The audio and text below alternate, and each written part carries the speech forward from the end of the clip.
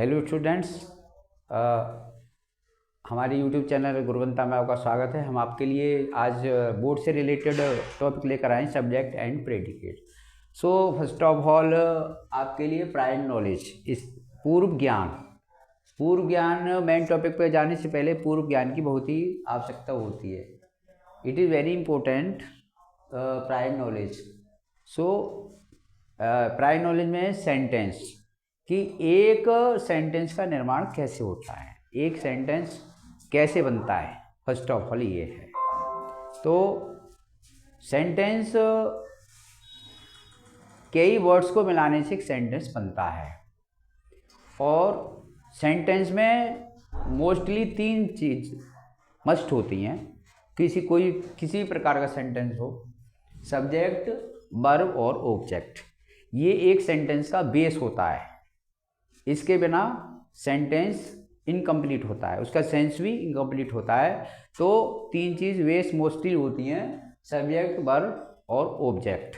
इसको हम शॉर्टकट में SVO कह सकते हैं। तो सेंटेंस में सब्जेक्ट, वर्ब, ऑब्जेक्ट, ये 3 चीज़ मस्ट हैं। तो इसी रिलेटेड हम एक सेंटेंस को 2 भागों में बांटते हैं, सब्जेक्ट एंड प्रेडिकेट के अंतर्गत। तो सबसे पहले सब्जेक्ट एंड प्रेडिकेट का हम 2 भागों में इसको डिवाइड करते हैं। जैसे कि सब्जेक्ट एंड प्रेडिकेट, सब्जेक्ट को हम हिंदी में उद्देश्य कहते हैं और प्रेडिकेट को विधेय कहते हैं। जैसे अब इसमें जो शॉर्ट में डिफाइन क्या बनती है, तब फर्स्ट ऑफ ऑल जैसे sentence have 2 parts, subject and predicate.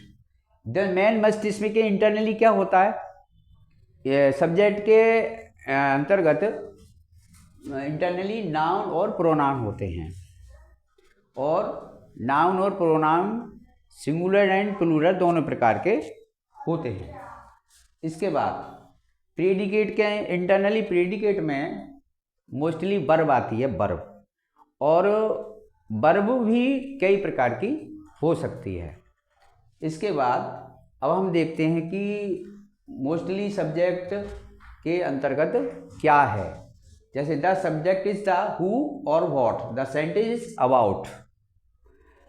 दूसरा है प्रेडिकेट में कि इंटरनली क्या है, प्रेडिकेट अंतर्गत the predicate tells what the subject does. तो सब्जेक्ट का क्या है कि सब्जेक्ट इज द हु और व्हाट सेंटेंस अबाउट, यानी सब्जेक्ट क्या करता है इस बात को बताता है प्रेडिकेट, यानी विधेय बताता है इस बात को कि सेंटेंस में सब्जेक्ट का क्या कार्य है और वो क्या करता है। यानी प्रेडिकेट जो है वो सेंटेंस का रिमेनिंग पार्ट होता है, बचा हुआ भाग, यानी starting verb to end full stop, ये सब्जेक्ट होता है एक सेंटेंस का बचा हुआ भाग। उससे पहले जो बिफोर पार्ट होता है वो सब्जेक्ट होता है। तो अब हम आगे एग्जाम्पल्स के द्वारा ये समझेंगे कि सब्जेक्ट और प्रेडिकेट कहाँ से कहाँ तक होते हैं। तो सबसे पहले एग्जाम्पल्स लेते हैं हम।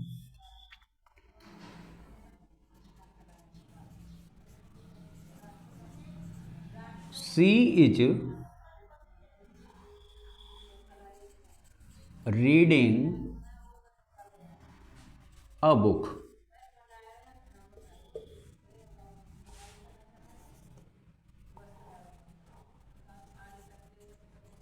Ram is a good boy. अब इसमें अब हम ये देखेंगे कि ये पूरा सेंटेंस है और सेंटेंस में कितने सारे वर्ड्स आए हुए हैं इसमें। जैसे सी से लेकर इज है, रीडिंग है, ए बुक है, तो कितने सारे इसमें वर्ड हैं, वर्ड्स का कॉम्बिनेशन है। तो a combination of words is make a complete sentence called a sentence, ये भी डेफिनेशन से बनती है।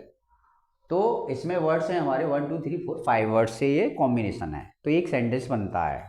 अब इसमें हम पार्ट्स करते हैं कि सब्जेक्ट कहाँ पर है और ये सर्च करेंगे और प्रेडिकेट हमारा कहाँ पर है। और दूसरा सेंटेंस है Ram is a good boy, तो इसमें भी हमारे 5 वर्ड्स हैं, यानी 5 वर्ड्स कॉम्बिनेशन है हमारा। तो इसके में भी हम ये सर्च करेंगे कि सब्जेक्ट कहाँ है और वर्ब में की स्टार्टिंग टू एंड प्रेडिकेट कहाँ है। तो हम इसको अंडरलाइन कर लेते हैं या पिक आउट कर लेते हैं। जैसे हम सब्जेक्ट को पिक आउट करेंगे यहाँ पर, तो इसमें हमारा सब्जेक्ट होगा सी और प्रेडिकेट होगा फर्स्ट सेंटेंस में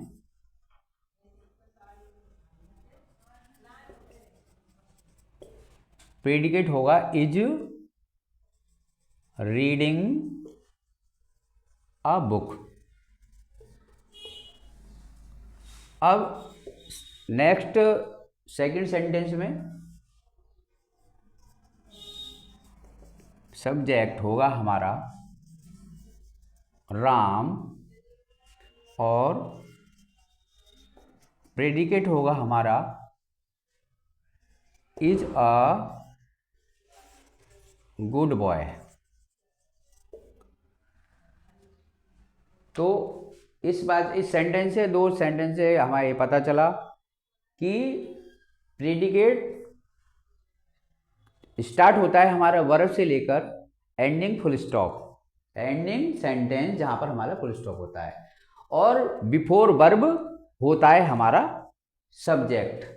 अब ये हमारी जो हमने ये एग्जाम्पल लिए हेल्पिंग वर्ब से हैं, इसी प्रकार हम मेन वर्ब से भी और सेंटेंस ले सकते हैं। जैसे राकेश goes to market।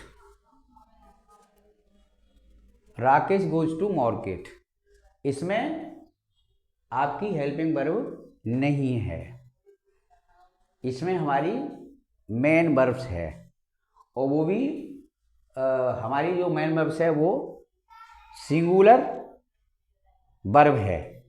जो इससे पूर्व हमने एक पार्ट बनाया था, उसमें हमने सब्जेक्ट वर्ब एग्रीमेंट के बारे में बता दिया था। तो उसी के कारण सेंटेंस का यहाँ पे मोस्टली यूज भी आ रहा है कि वर्ब हमारी सिंगुलर है, तो यहाँ पर सब्जेक्ट भी हमारा राकेश सिंगुलर है, तो हमारा सेंटेंस मीन्स करेक्ट है। तो अब इसमें मेन वर्ब है गोज, तो हम पिक आउट करेंगे, अंडरलाइन करेंगे first of all subject and predicate को अंडरलाइन कर देंगे।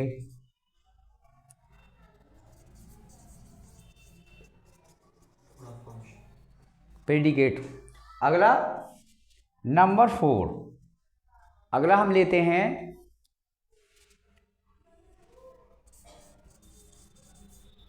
दे are going to school. They are going to school, इसमें देखिए हेल्पिंग वर्ब भी है और मेन वर्ब भी है, और इसके बाद में ऑब्जेक्ट तो हमारा है ही। तो हमारे तीनों चीज इसमें मोस्टली बेसिकली हैं, सब्जेक्ट है, वर्ब भी है और ऑब्जेक्ट भी है। तीनों चीजें हमारे, सब्जेक्ट भी है, वर्ब भी है और ऑब्जेक्ट भी है। तो इसमें जो ऊपर वाले सेंटेंस में डिफरेंस ये है कि इसमें हमने हेल्पिंग वर्ब के साथ मेन वर्ब भी है। तो पिक आउट तो भी हम करेंगे कि सब्जेक्ट कहाँ पर है, प्रेडिकेट कहाँ पर है, पर आपको ये बता दिया जाए कि जो इसमें हेल्पिंग वर्ब है उसको हम हेल्पिंग वर्ब या ऑक्सिलियरी वर्ब भी कहते हैं, यानी सहायक क्रिया भी हिंदी में कह देते हैं। तो हेल्पिंग वर्ब क्यों कहलाती है कि हेल्पिंग वर्ब इसीलिए कहलाती है क्योंकि जो इसमें गोइंग है वो मेन वर्ब है। मेन सेंटेंस की सेंस को कंप्लीट करने के लिए मेन वर्ब की हेल्प करने के कारण, यानी हेल्प करती है, ये सहायता करती है सेंस को कंप्लीट करने में। तो मेन वर्ब की सहायता करने के कारण, हेल्प करने के कारण ये आर जो है हेल्पिंग वर्ब कहलाती है। तो इसको लिए हम इसीलिए हेल्पिंग वर्ब कहते हैं। तो इसको भी पिक आउट कर लेते हैं। तो इसमें सब्जेक्ट हमारा है दे और प्रेडिकेट हमारा होगा आर गोइंग टू स्कूल। तो जब हमें ये पता चल जाएगा कि एक सेंटेंस में वर्ब कहाँ होती है और सब्जेक्ट कहाँ होता है, तो इसके द्वारा हम नेगेटिव सेंटेंस, इंटरोगेटिव सेंटेंस को इजीली हम बना सकते हैं। कि मोस्टली स्टूडेंट्स जो है भूल जाते हैं कि हमें कहाँ पर हमें इंटरोगेटिव सेंटेंस में हेल्पिंग वर्ब कहाँ लेकर आनी है और हमारी मेन वर्ब कहाँ रह जाती है, ऑब्जेक्ट कहाँ रह जाता है, यानी किसका कहाँ पर स्थान है इस सेंटेंस में, सब्जेक्ट कहाँ है, ऑब्जेक्ट कहाँ है और मेन वर्ब कहाँ है और हेल्पिंग वर्ब कहाँ है। इसी प्रकार जब हम नेगेटिव बनाते सेंटेंस, तो नेगेटिव सेंटेंस में भी बच्चे हेल्पिंग वर्ब को नेगेटिव नॉट वर्ड जब बनाते हैं नॉट पहले लगा देते हैं, हेल्पिंग वर्ब बाद में लिख देते हैं। जैसे इज नॉट को नॉट इज कर देते हैं, तो ये रॉन्गली हो जाता है। तो इसीलिए इससे हमें ये भी हेल्प मिलेगी कि सब्जेक्ट वर्ब और ऑब्जेक्ट मस्ट रूप से एक सेंटेंस में होते हैं। इससे हमारा कभी भी सेंटेंस रॉन्ग नहीं होगा। और सेंटेंस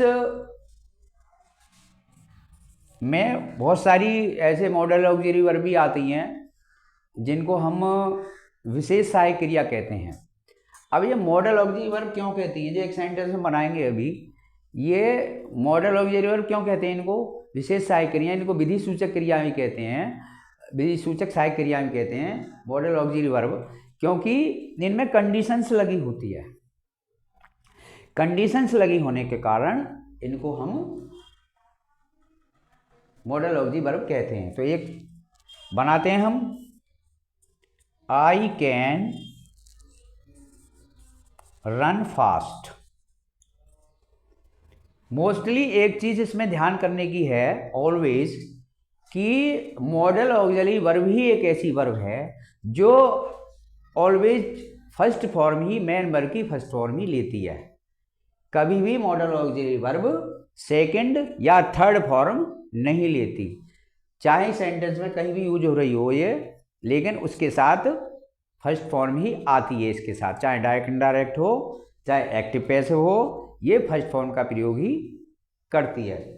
तो आई कैन रन फास्ट, इसमें भी ये कैन जो है ये मॉडल ऑक्सिलरी वर्ब है, तो इतनी है तो वर्ब ही, तो इसका मतलब वर्ब से स्टार्ट हमारा होता है तो फुल स्टॉप तक का भाग, remaining part of this sentence होता है प्रेडिकेट, विधेय, यानी वह भाग जो किसी सब्जेक्ट के बारे में बताता है कि सब्जेक्ट का क्या कार्य है किसी सेंटेंस में। और आई जो है वो तो पहले से ही बिफोर सब्जेक्ट तो मेन होता ही है, तो विदाउट सब्जेक्ट के तो कोई भी सेंटेंस हो नहीं सकता कंप्लीट। तो students you can remember always कि starting verb ending sentence full stop होता है प्रेडिकेट एंड बिफोर वर्ब होता है सब्जेक्ट। तो ये हमारा मेन चीज है, ये हमारी जो चैप्टर है रीऑर्डरिंग का उसमें ये काम आता है। जैसे अब आगे जो पार्ट में हम आपको पढ़ाएंगे रीऑर्डरिंग, जो मोस्टली बोर्ड एग्जाम में उनको क्रम से लगाने के लिए आता है कि वहाँ पे भी यही हमको सीरियल में क्रम से लगाने पड़ते हैं। ये चैप्टर इसीलिए मस्ट इम्पोर्टेंस ही रखता है कि सब्जेक्ट कहाँ आएगा, वर्ब कहाँ आएगा, ऑब्जेक्ट कहाँ आएगा, क्योंकि वहाँ पर ये आपको सर्च करना, रिकॉग्नाइज करना मुश्किल हो जाता है कि सब्जेक्ट कहाँ से कहाँ तक है। उसमें determiner, qualifier, head word, adjective, कई सारे वर्ड होते हैं, उतना होता है, इतना लंबा सब्जेक्ट होता है, उसके बाद ही वर्ब आती है। उसके बाद फिर डायरेक्ट और के इनडायरेक्ट में कम्प्लीमेंट आता है, तो वो आपका रीऑर्डरिंग के अकॉर्डिंग आता है। एक सेंटेंस बोर्ड में आता है तो वो आपको सीरियल में लगाना पड़ता है। तो ये बहुत ही इंपॉर्टेंट चैप्टर है आज के लिए, और इससे नेक्स्ट पार्ट में हम आपको रीऑर्डरिंग ऑफ ए सेंटेंस के बारे में बताएंगे।